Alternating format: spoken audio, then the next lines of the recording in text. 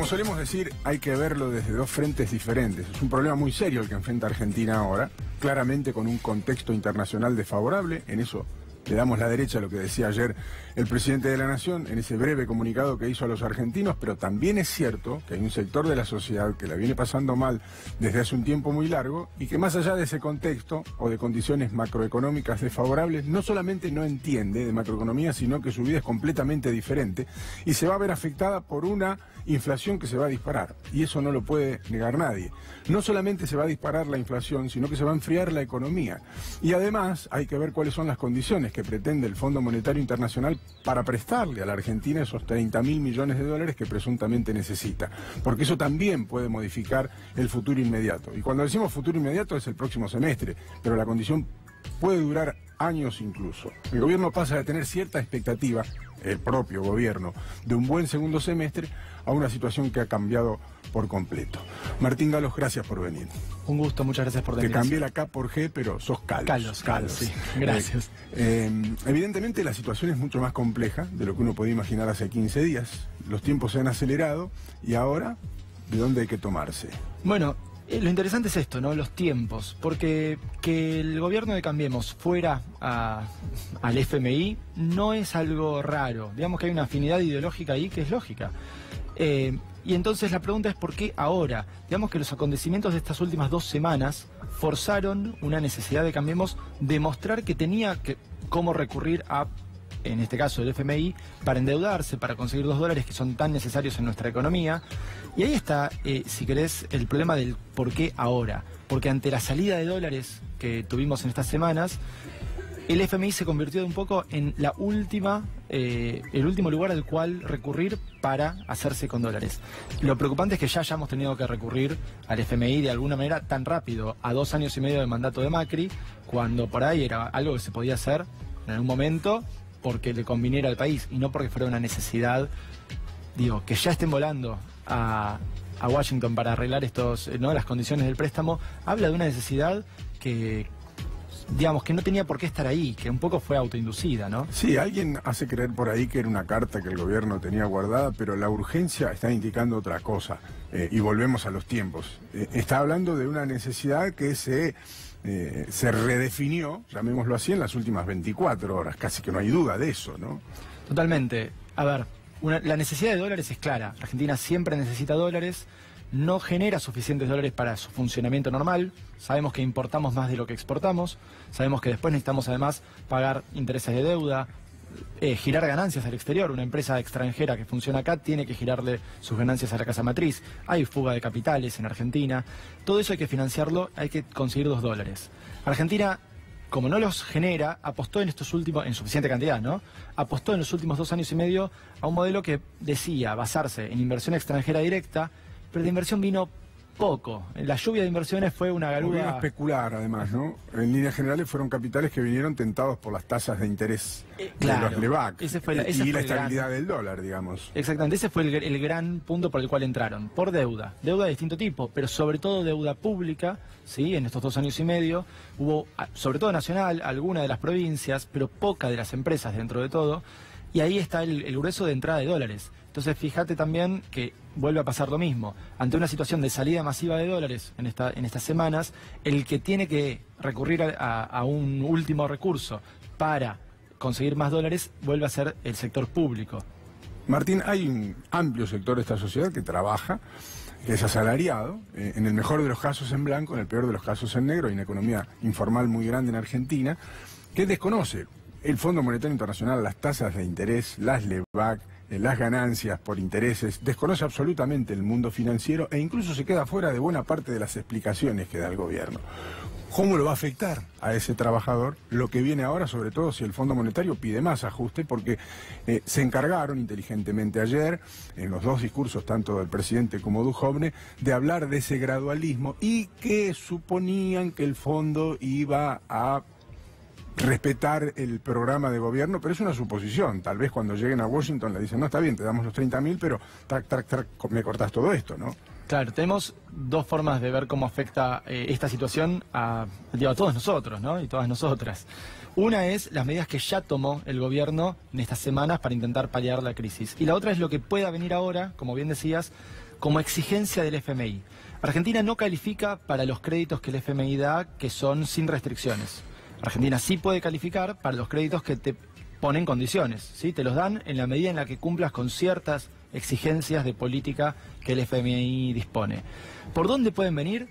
El FMI ya nos dio pistas bastantes. Cuando vinieron no hace tanto tiempo. Claro, y en los últimos informes que hizo de análisis, de evaluación de la economía argentina, dijo algunas cosas. Y por ejemplo, en aquel momento hablaba de una reforma previsional que el gobierno mandó al Congreso y terminó siendo... A medias. A medias. No fue reforma. No fue una reforma previsional, claro. Fue un parche y una actualización de la fórmula de ajuste, ¿no?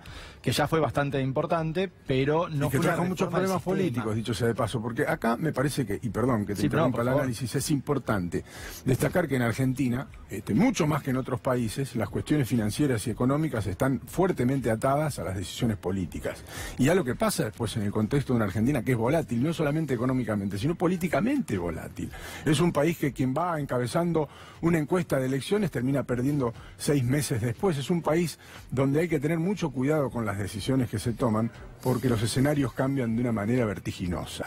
Totalmente. Bueno, en ese mismo sentido habría que ver qué pasa ahora con la reforma laboral. Otra cosa que el FMI ha pedido que se apruebe en Argentina, que acto seguido el gobierno nacional mandó al Congreso y que todavía no se pudo tratar porque es muy áspera, ¿no? Es muy áspera para inclinar la cancha en contra de los sindicatos y a favor de las empresas en las negociaciones, ¿no? La reforma laboral parte de un diagnóstico de Cambiemos de que los sindicatos tienen mucho poder y ahí va a intentar lo que ellos ven que es equilibrar una cancha, que en verdad es inclinarla en contra de los trabajadores. Para no irnos tantos de tema, no quiero entrar tanto en lo político porque evidentemente el escenario para el gobierno tampoco es el mismo que después de haber ganado las elecciones del año pasado, donde tenía otra fuerza para llevar adelante las reformas que creyera necesaria. Ahora, en este contexto de crisis económica va a ser muy difícil que el gobierno logre imponer una idea, aunque se la pida el Fondo Monetario. Hoy mismo se va a tratar en el Congreso un proyecto de ley para frenar los tarifazos, que tiene un costo para el gobierno en caso de que se apruebe, y sobre todo si se aprueba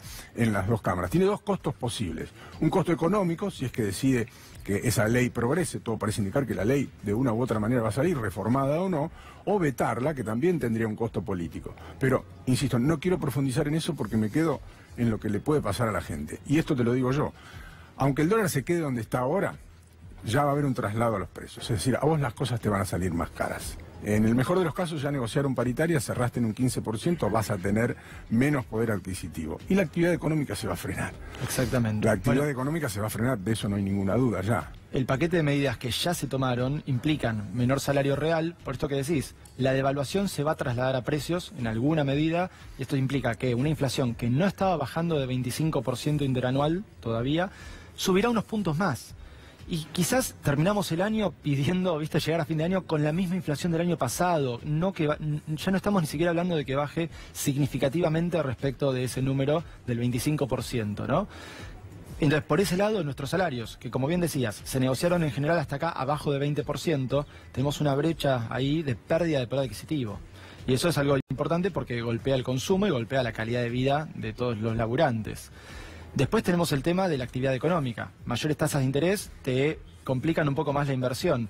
Pero además, tenemos una reducción del gasto público. Y esto es muy importante porque lo que se anunció el viernes pasado fue que se baja el gasto en obra pública, que es un gasto muy federal, o sea que esto afecta a todo el país. Es un gasto que afecta al sector que más venía creciendo. Y además que empujan las estadísticas de empleo claro, y de actividad económica, digamos. La construcción es el sector que más empleo venía creando, un empleo precarizado, muy masculinizado, pero era empleo. Y en muchas familias era un ingreso extra que tiene que ver con por qué tantas familias salieron de la pobreza en el último año.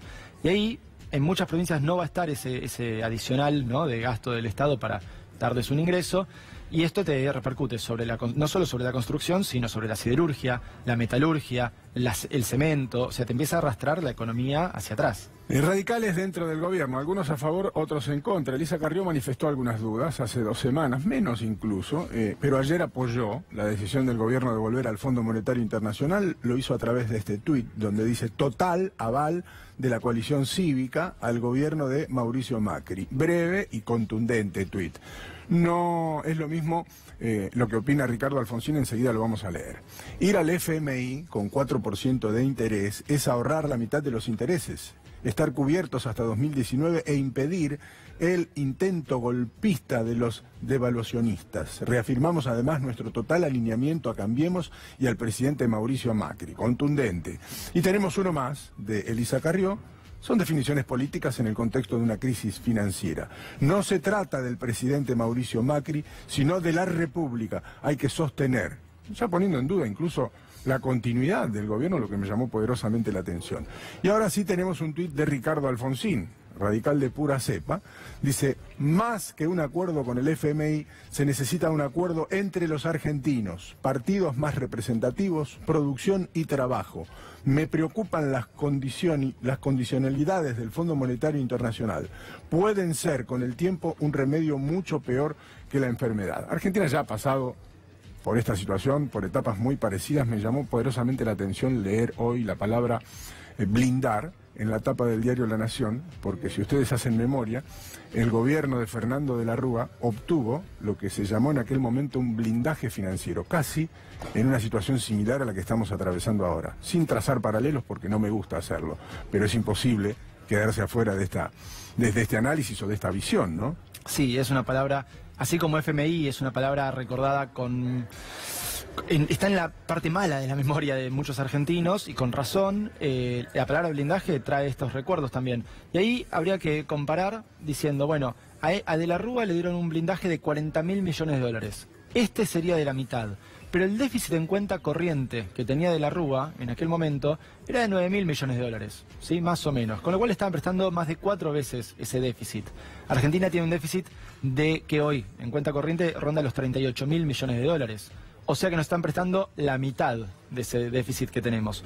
Insisto, obviamente no es lo mismo, no estamos en el momento de crisis como estaba De la Rúa, y sin embargo lo que está planteando esto es que tampoco es que este blindaje nos soluciona los problemas de financiamiento, sino que nos da un margen importante de acción, le da al gobierno un margen importante de acción para conseguir financiamiento en estos próximos años. Quizás 2019 no tiene que salir a buscar tanto crédito en mercados voluntarios que hasta acá le vienen siendo esquivos en los últimos meses, ¿no? No le están prestando.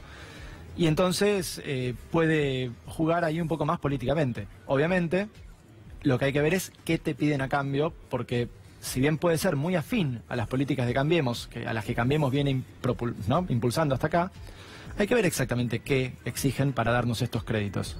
Martín, gracias por haber venido. Gracias por la invitación. Enseguida llega Darío Gaño también y nos ayuda a analizar, pero nosotros...